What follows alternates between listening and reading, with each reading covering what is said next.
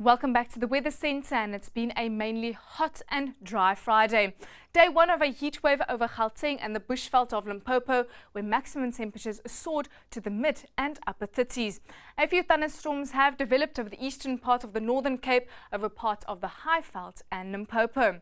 And therefore, for the rest of the evening, a few more isolated thunderstorms over parts of Northwest, the Highveld, Limpopo and Mpumalanga, isolated thunderstorms over Lesotho, and a few patchy thunderstorms overnight for the central part of the eastern and western Cape.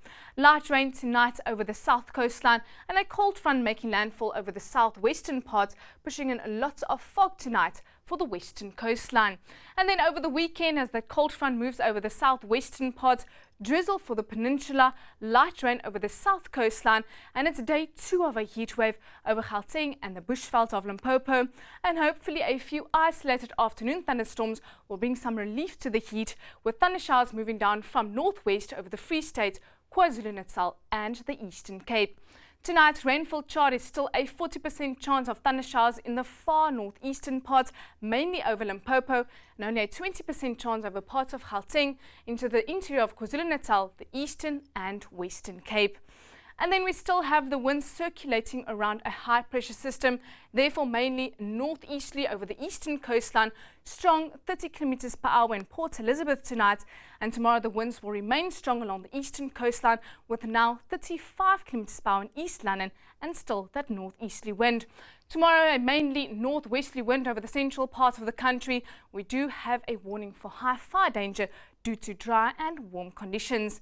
Tonight, warm over the central parts, 20 degrees in Der Aar, Kimberley, as well as Port Elizabeth, East London and Richards Bay. Only a low of 19 degrees in Pretoria and Mbombela, and Cape Town will drop down to 18 degrees as well as Graaff-Reinet.